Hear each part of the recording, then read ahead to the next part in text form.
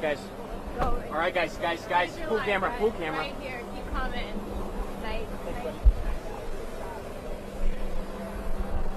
President Trump, you said the other day that a guard or the military could be used on election day. Can you be more specific about what that would look like?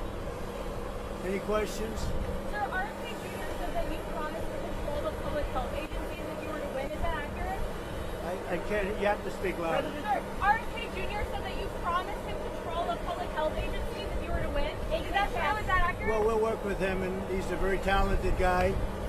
He wants women's health. He wants health for people. And we're going to work with him. He's a very, very talented guy. He's a friend of mine. President Trump, you said the other day. I think the Democrats have done a very poor job. We're leading in every state. We're leading big, and I think that the comment made by really both of them, because there are really two of them, about being garbage, maybe 250 million people, they shouldn't be talking. That's like deplorable for Hillary. This is the deplorable for Hillary. And I think this is worse, actually. For Joe Biden to make that statement, it's really a disgrace. President Trump, you said the other day that the military could be used, that the military or the National Guard could be used on election day if necessary. Can you explain what you mean by that in the details? I don't think they'll have to be used. I think we're going to have a big victory. And I think 250 million people in this country are going to be very happy because we're going to bring the country back. We're a nation in decline, very, very serious decline. And we're going to bring our country back. Did you know that Elon Musk was in close contact with President Putin? Did you know about this? Did you know about Elon Musk calls and close communication No, I with don't know. President? Elon is a great guy. He's one of our geniuses, and we have to protect our geniuses. We have to take care of our Mr. geniuses. President, there's a There report aren't that too you... many of them. Yes, please. No, I love Puerto Rico, and Puerto Rico loves me. I don't know anything about a comedian. I love Puerto Rico. Nobody's done more for Puerto Rico than me. I took care of them when they had the big hurricanes, and nobody gets along better with Puerto Rico and the Puerto Rican people than me. They love me, and I love them. Go ahead.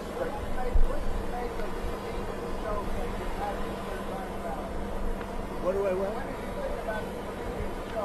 I don't know anything about the comedian. I don't know who he is. I've never seen him. I heard he made a statement, but it was just a statement that he made. He's a comedian. What can I tell you? I know nothing about him. I don't know why he's there. You put comedians up, and I guess he went on earlier in the show. I don't know who he is. Did you think that joke was... campaign with you? Is Steve Bannon going to campaign with you now that he's out of I prison? don't know, but I think he's a terrific guy. I think he was treated very unfairly. Mr. President, you've been talking about Democrats cheating.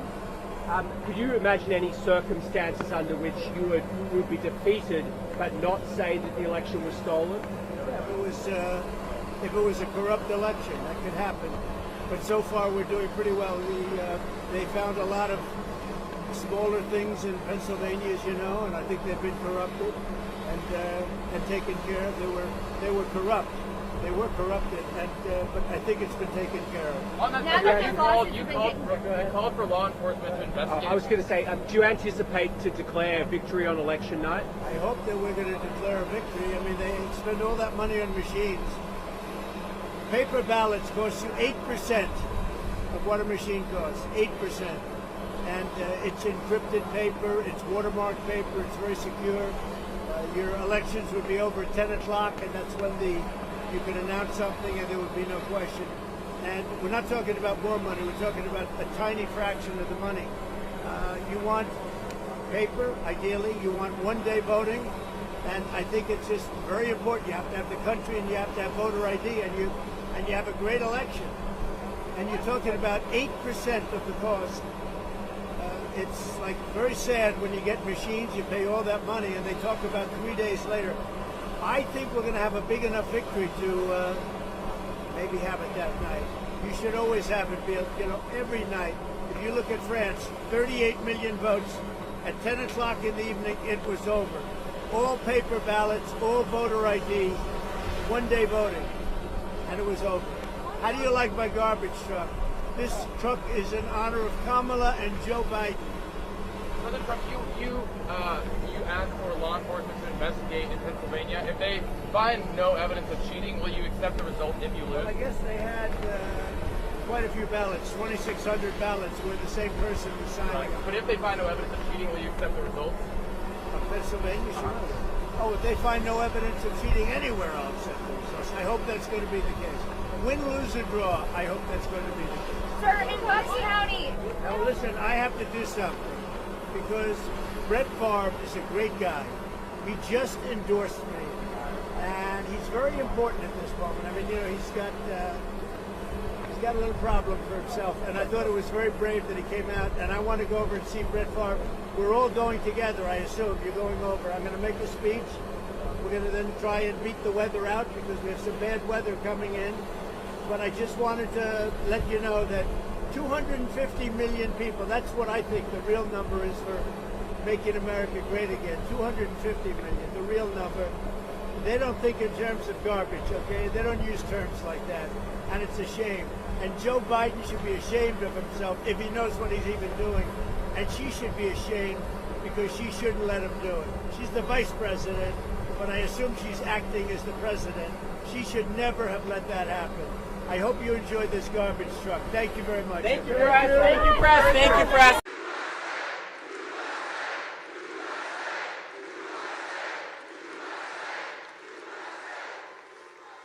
Thank you very much. So this outfit, you know, is when he called us all garbage. How stupid! What a stupid word. That blows deplorable away, don't you think? Of course, I thought irredeemable when she said deplorable or irredeemable. I thought irredeemable was actually worse, but deplorable seemed to catch on. But this garbage stuff blows it away. So I'm in this beautiful plane. I'm enjoying myself. I have a wonderful suit on.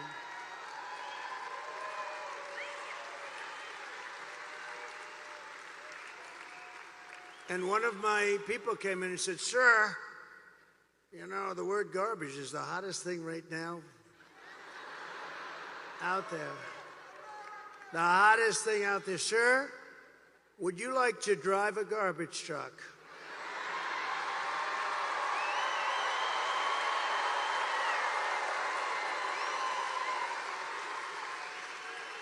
Now, we're about, 30 minutes from landing. We had to do this pretty quick. I said, "It's sort of cool, though, isn't it? Because, And I said, I think that's okay, but, I don't feel comfortable wearing a suit." And they pulled up this garbage truck. I don't know how the hell they did it so fast. I have very capable people. They put a big sign on the truck. Did you see it? I think they showed it. Yeah.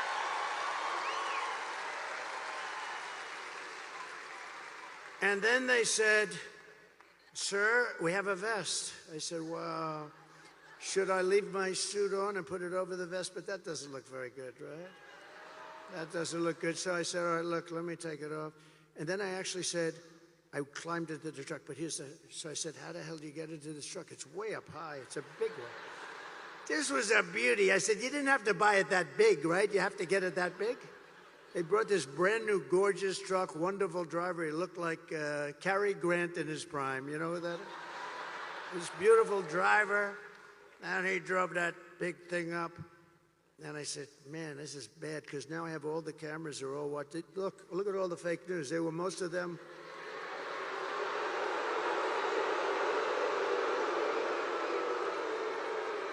No, most of them.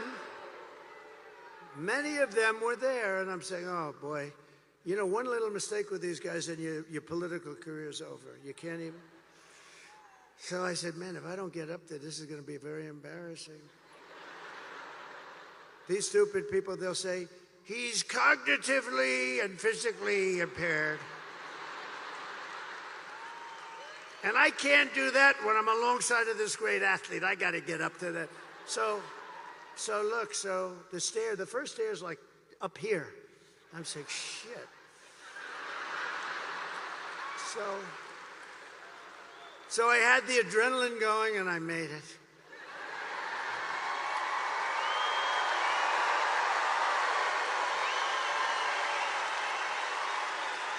I made it. And then I gave a little news conference from the front of the, they asked their wise guy questions and everything. And then we drove about 2 feet. I got out, got into the plane. And then I got in the car, and I'm driving over here, and I have this still on. And I come into the arena, and I say, "Where's my jacket? I want to get out of this thing." And they said, "It would be unbelievable if you could wear it on stage." I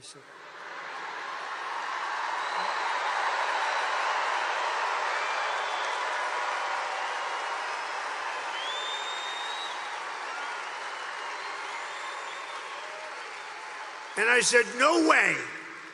I got 25,000 people standing outside. I got all these people here. There's no way I'm wearing it on stage.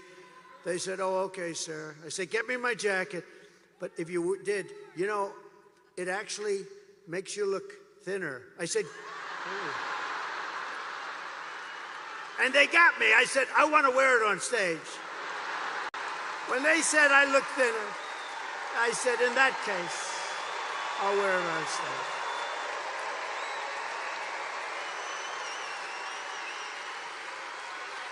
I may never wear a blue jacket again. I may go in this. I said that was the word, that was the key. "Sir, you look thinner." So anyway, so we had a little fun about a very serious subject. We had a little fun about a time where our country is not having a lot of fun because we're not doing well as a country, but we're going to be doing well very shortly. I promise you that.